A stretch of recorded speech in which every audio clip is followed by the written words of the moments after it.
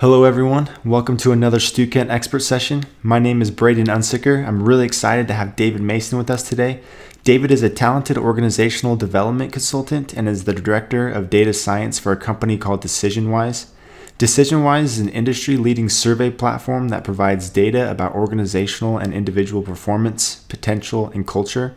Using assessment information, their team of consultants work with organizations to increase individual and organizational performance. Today, David is going to teach us about the key elements that influence employee engagement and how employee engagement can help any organization. Without further ado, I'll turn the time over to David. Okay, well, thank you so much for that introduction. That's great to be here. My name is David, and my job today is I wanted to talk to you a little bit about employee engagement, specifically the 5 keys to actually create employee engagement. And when I say that, I mean both in yourself and in others. And I'm going to try and tie this together so that you can see how it can benefit your life, not just in business, but honestly in every single aspect of your life. I think it's really important. And I don't want to oversell this, but I really think this might be literally the most important thing that you learn. Now, hyperbole aside, we're talking about basic human psychology is really what this is. And so I want to make sure that we give it the gravitas that it actually needs, because everything that you do in life is based on some level of engagement, right? You have a choice with everything you do, and if you've ever seen someone just try really hard and you see that and how amazing that is, and you say, yeah, I want some of that. That's what we're talking about. How does someone invest of themselves so highly into whatever they're doing? On the flip side, have you ever seen someone that just hates their job and they're screwing around and they're surfing Facebook at work instead of actually getting things done? And we say, oh my gosh, what is it going to take to engage that person? Well, that's actually an interesting question, an interesting point, because the basis of everything that I say from now on is going to hinge on this, right? And that's to engage or not. Why do some people engage and others don't? Well, that's really the wrong question to be asking, because everyone wants to be engaged. Even the people that I just mentioned that were screwing around at work, not doing their job, they're still engaging. They're just not engaging in work. They're engaging in leisure activities. They're engaging in something else that distracts them from work. And really, we find ourselves doing that all the time. We watch a ton of sports or TV or find all these mindless ways to waste our time because we want something to engage us, but it's just we don't always know how to actually do that. And that's going to be the key feature here. If you don't remember anything else from the rest of this presentation, I want you to remember these key features. Everyone wants to be engaged. It's a basic, normal, fundamental human psychology. But the problem is we just don't know how. We think of it in terms of this thing that comes along and it's wonderful, and we say, oh, that was a great day. Oh, I hope to have another one of those someday. And we don't realize that we can actually be deliberate about creating those good days, that it's a choice we can make. It's a muscle we can flex. It's a skill and a talent that we can develop. And you'll see how this applies in your life, because imagine how much harder you work when you love something versus something you don't, right?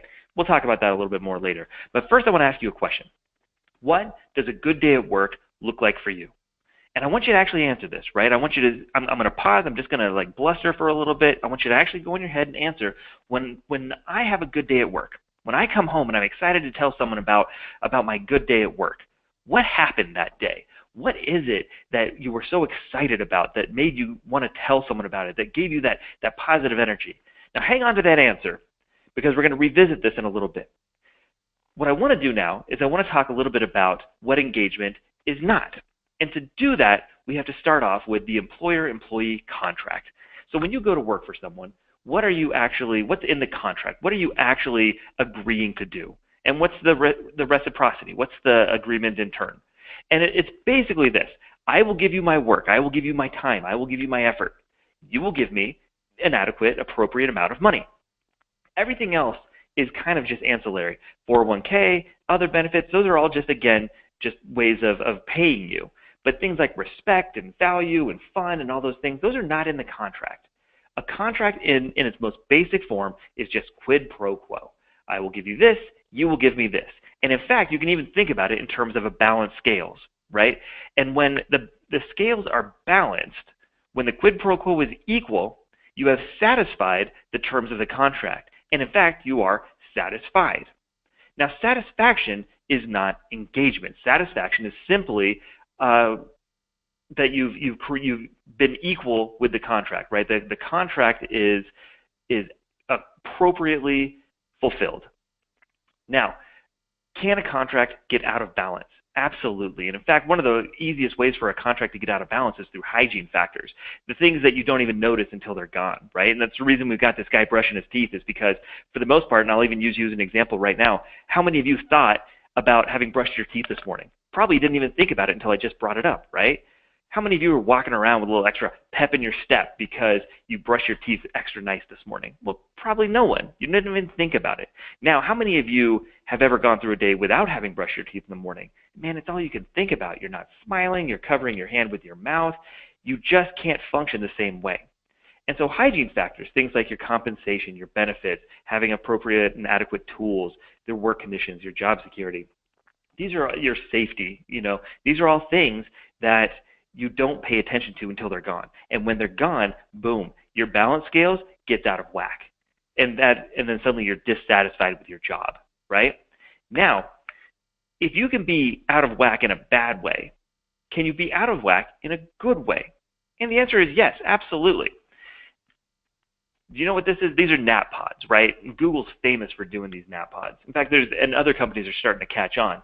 How much would you like to work at a place where they say, hey, you know what? You're feeling tired? Go take a nap, right?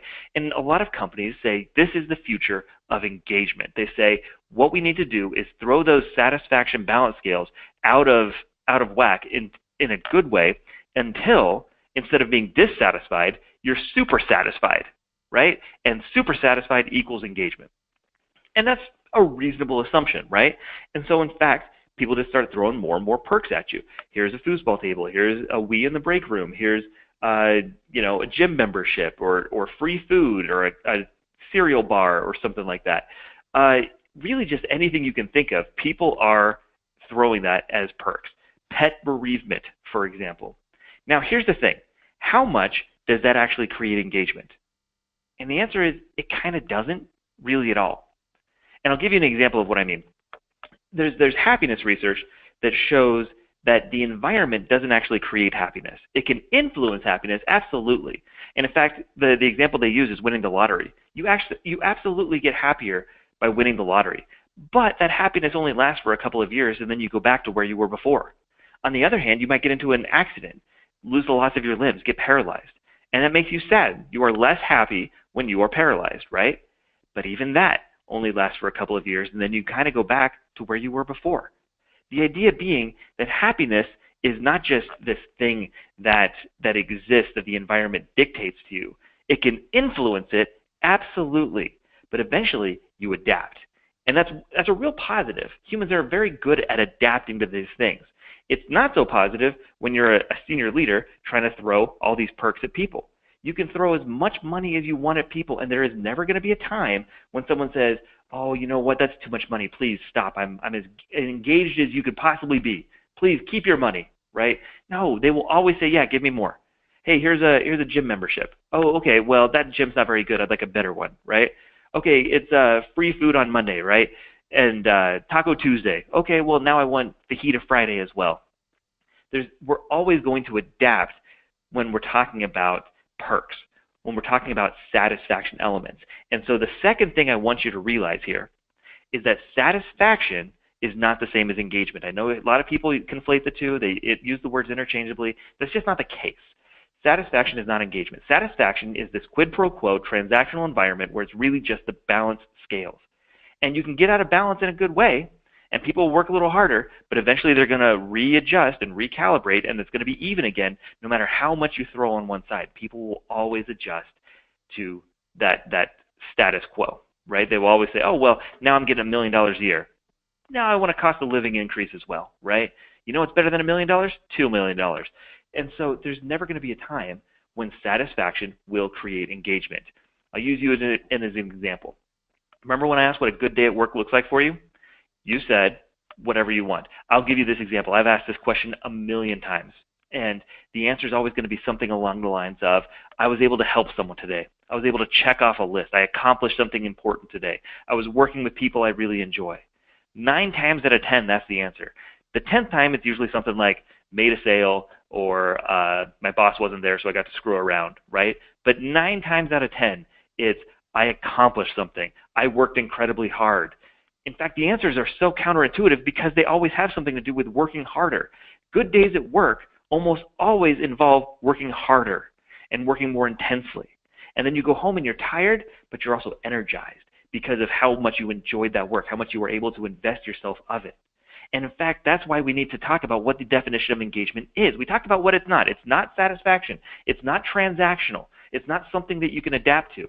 In fact, engagement is an emotional state in which we feel passionate, energy, commitment, and in turn, there's a behavioral component where we invest of ourselves, right? We've got written down here, heart, spirit, spine, hands. That's not important. The point is you want to invest both of yourself emotionally and of yourself behaviorally. You can't just feel it. You got to do something with it. And you can't just do it. You got to feel it. And when both of those are in place, you have engagement. Now, I hope you're starting to see how this applies, right? When you're coming to work and you're feeling that passion, how much harder are you working? You're working a lot harder. How much better are you working? How much do you care about quality control? Now, does that work at just work? No, not necessarily. Could you do this at home, with your family, with your education, with your civic life, your religious life, really any aspect of your life? You can apply these engagement principles. Now, engagement is not simply just this binary, you're either engaged or you're not. That would be ridiculous. It would be methodologically unsound. Now, at my company, what we've done is we've divided this into 4 categories, right? You can divide the spectrum however you want, but this is the spectrum that we found is fairly useful. And the first category, which is about a quarter of people that we find at companies, is fully engaged. These are the people that love their job. They're open about loving their job. You can put them in almost any situation. They're always going to feel optimistic. They're going to attack it. They're going to give of their best effort. And in fact, the easiest way to describe these people are they're having mostly good days at work. They're not having a good day every day. You can have bad days and still be engaged. That's fine, right? But the idea is you're having mostly good days. Now, this next group, this key contributor group, they're the ones that are coming to work. They do their job just fine. They don't dislike their work by any means, but they're working more out of duty and obligation. They're still having more good days than bad days, but honestly, they're mostly just having neutral days. They come to work, they do it, it was fine, whatever, come home, give me a beer, right? Now, these people are still good employees, and in fact, they're still somewhat engaged. And so if you had an organization full of just key contributors, you'd still have a good organization. But you wouldn't have a great organization. You wouldn't have the people stretching and pushing the envelope and being creative and thinking about it when they come home and just so glad that the weekend's over because they can finally get back to work. Those are those fully engaged people. Key contributors, yeah, they love their weekend. In fact, you know what they love more than a weekend? A 3-day weekend. But that doesn't mean they're bad workers, right? It's just sort of, I'm hoping I'm drawing this distinction between somewhat engaged and mostly engaged, okay? Now this next group, if we have mostly engaged, somewhat engaged, this opportunity group is waiting to be engaged. They're not having good days anymore. They're having more bad days than good. They're having more neutral days than anything. They are not terribly happy with their job. Now, these might be top performers. They might still be doing well, right? That's not how you tell if someone is not engaged. It's not their performance. It's how they feel about it, right? Maybe they're burned out. Maybe they're in a bad fit. Maybe they're not getting along with people, but they have such a strong sense of duty and obligation. They're still doing well, but man, they are not happy about it, and they want to move on. They're going to move up to find some level of engagement. They're going to move down into the fully disengaged, or they're going to move out of the organization altogether. This one is your most volatile group because no one likes to stay in that uncomfortable place. It's cognitive dissonance, right? They will convince themselves they're more engaged, or you can give them a chance to be more engaged, or they're going to move out somewhere else. Now, ideally, you don't want them to move down because this fully disengaged group, man, that's rough. These people legitimately dislike their job. You might even say hate their job, and it shows. They are bitter, they're sarcastic, they might even be openly sabotaging the work. It's just whatever it is, they are loud, they're volatile, and a lot of times they overrepresent their side. So when I'm dealing with organizations, a lot of times they'll say, oh man, look at these people, they're so loud, we need to fix that. And I say, you know what, maybe not. Maybe concentrate on the other 96% of your organization and not just do this. Because even if you fix what these people's problems are, a lot of times that's not really their problem. It's just something that's justifiable that they can complain about. And then you fix it, and it doesn't fix their emotion at all. Honestly, the best step here is probably to help them find a better fit somewhere else, to manage them out nice and easy. Can you change them? Absolutely. You can change anyone with psychology, right? Like anyone can be anything. But the problem is a lot of times it's just not worth the time or the resources or the energy. Now, some organizations I deal with, they have just a ton of fully disengaged people, and I say, well, you're going to have to devote some resources there because, man, you got a culture problem. But in most organizations, like I said, this is on average 4%, not enough to worry about. Just make the culture engaging enough that these people manage themselves out because it's uncomfortable with people trying hard. The people that aren't trying stick out like sore thumbs. So again, what we want to focus on is that other 96%, that opportunity group who needs something. They need to start having good days.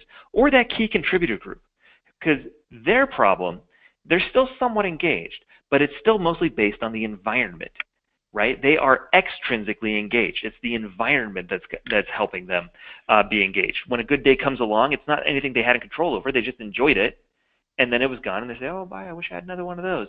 Whereas these fully engaged people, they're the ones who are actually intrinsically engaged. They are creating their engagement. When something goes wrong, they fix it. When something isn't right, they figure out a way to get around it rather than just saying to their leader, hey, there's a problem, fix it. You know what I mean? They take accountability on themselves because that level of engagement is so high that they feel connected. They feel that part of identity that goes with it. So who owns engagement then, right? I just went through this intrinsic, extrinsic. Well, what's the point? If everyone owns their own engagement, what point does leadership have? Well, it's a shared partnership because although ultimately it comes down to an individual's choice to engage, if you go back to one of those earlier slides that I had, not everyone knows how. And even that's underselling it a bit. Most people don't know how to engage.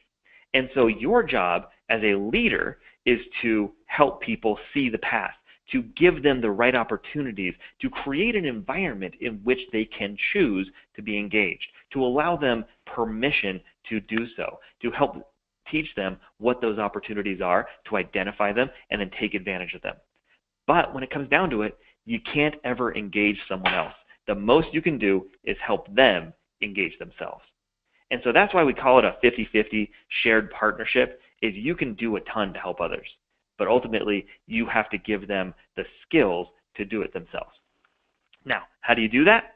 Well, let's sum this up. We talked about satisfaction. It's transactional. It's foundational. It's all these things that are important. I talked about perks, and I said they're never going to engage someone. Well, yeah, that's true. However, I'm not saying don't give people perks.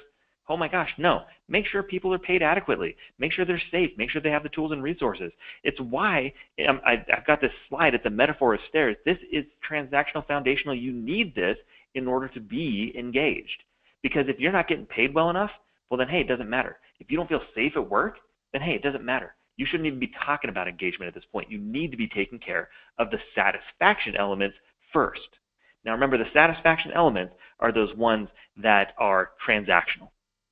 The engagement elements, on the other hand, these are the ones that are transformational. Whoops, going the wrong way here. These are transformational. This is where you're really getting into the heart, the spirit, the minds, the hands, these renewable resources. And those factors, the 5 keys to creating engagement in both yourself and others, is meaning, autonomy, growth, impact, and connection. Conveniently enough, spells out magic. But the idea here is if you can pull these levers, you don't necessarily need all 5. I'm just saying these are the 5 main causal factors that create engagement. Some people need more impact. Some people need more meaning. Whatever's missing is usually the one you need to focus on. Some organizations do really well at creating autonomy, but not connection. And so the idea here is you need to find the ones that are going to resonate the most, both with yourself and others, and those are the ones you need to worry about. Now, magic. Seriously, like that feels gimmicky, right? Oh my gosh. There's a method to this madness. And the reality is this, is that if you've ever seen a really good magic show, it blows you away. Oh my gosh, how'd they do that? You get excited. It's engaging.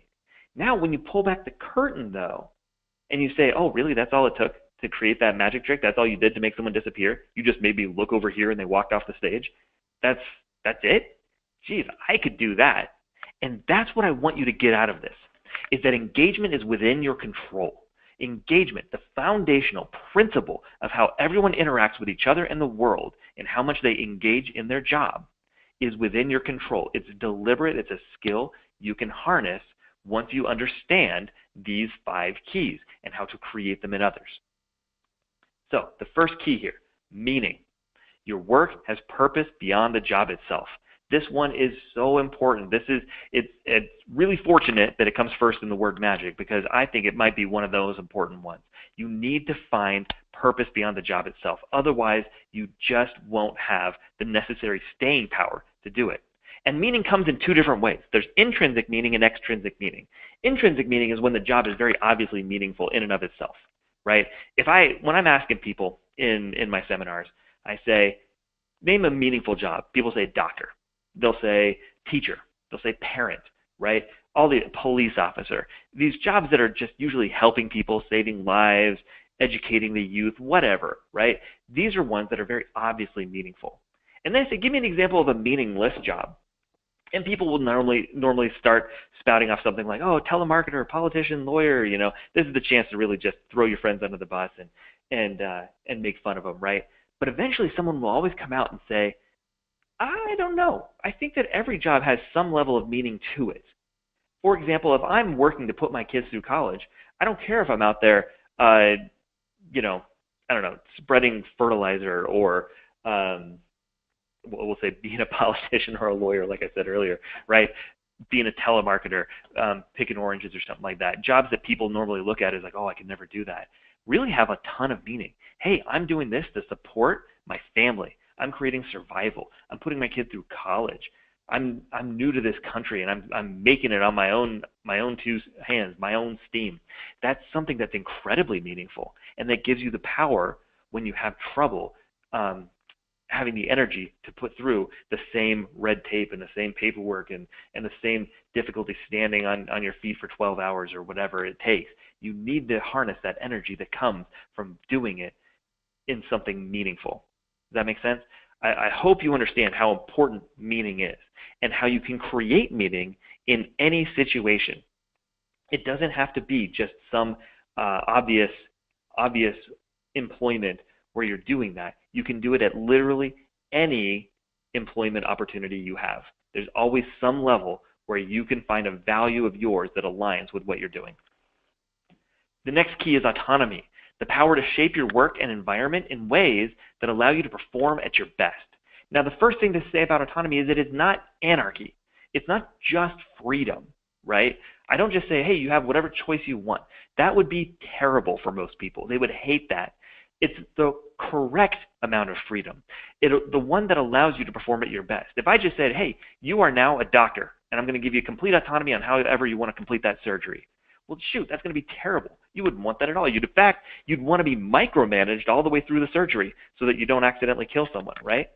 And so it's really finding the right amount. And the important aspect here is that when you don't give people autonomy, you are actually creating learned helplessness. And people will happily give up their autonomy to you because it also means they're giving up accountability and responsibility so that if anything goes wrong, they can just point to you and blame it on you. Oh, well, this is what they told me to do. And all the responsibility for innovation and creativity and accomplishment falls on you. Autonomy is the biggest way to help people own their own engagement. So you know what? You want to find meaning in your work? How? What's important to you? You want to have a growth opportunity? How? Where do you want to grow? It takes the responsibility off of your shoulders and allows it to go on someone else's. It actually reduces the amount of work for you. Okay? Growth. The next key, being stretched and challenged in ways that result in personal and professional progress. Now this, a lot of times we give people autonomy so that they can grow, so they can feel like they're getting better.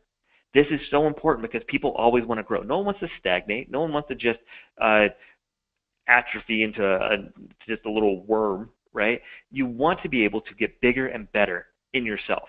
Now that's not always possible because a lot of times we're not capable of it. We don't know how. And oftentimes it's scary. The idea of growing always brings the opportunity for risk. And so you need to create safe environments to exercise their autonomy and to allow someone to grow. And honestly, growth itself is in and of itself a skill. People often bite too much off and they don't know how to grow, and they say, oh, well, I guess I'm not a music person, I'm not a math person, I could never be a public speaker, because they tried something that was way too hard for them and they failed, and they say, yep, I guess that was right out, that's just not me. And the great secret of psychology is that everyone can honestly be almost anything.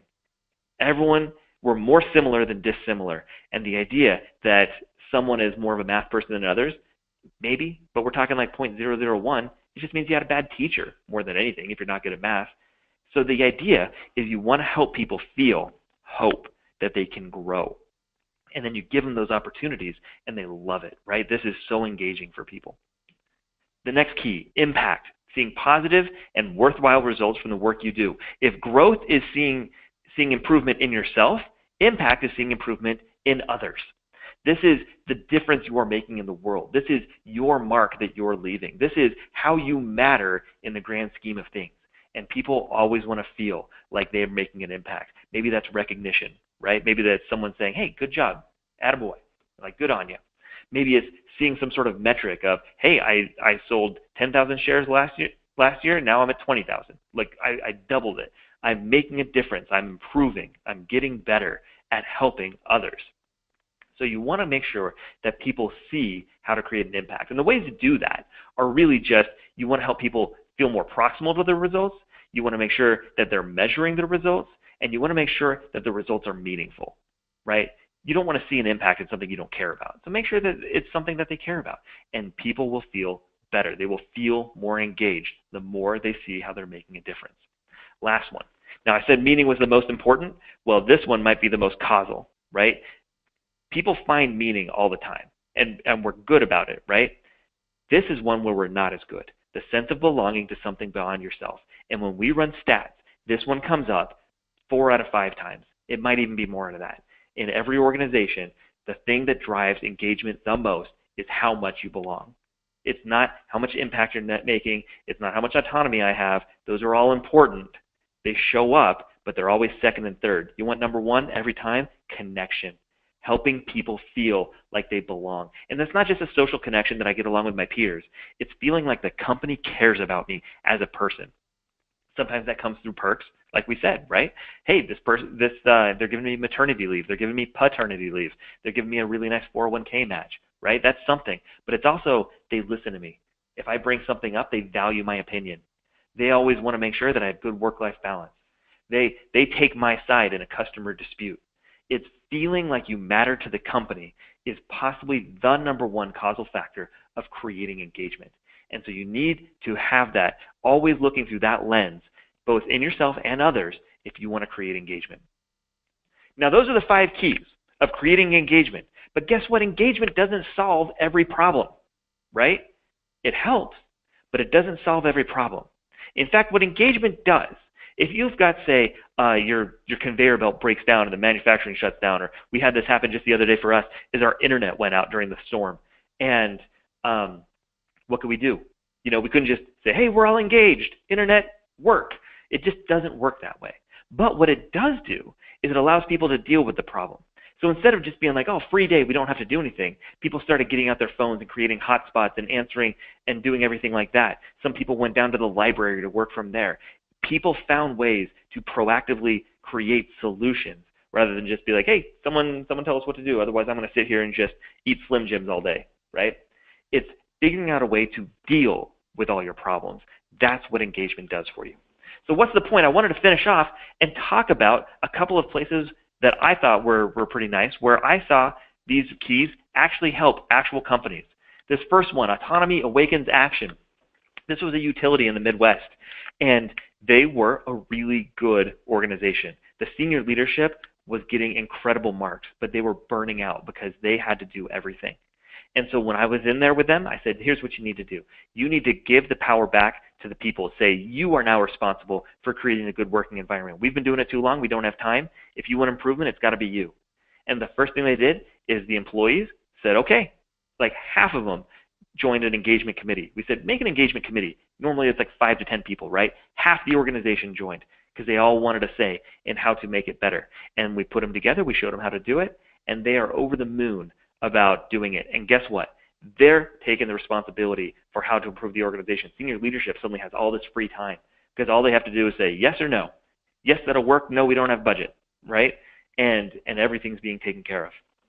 Next one, connection fuels call center. Call centers have what, like 150% turnover? This one that we're working on has 12% attrition rate. That is insane. That's good for any organization. It's insane for a call center.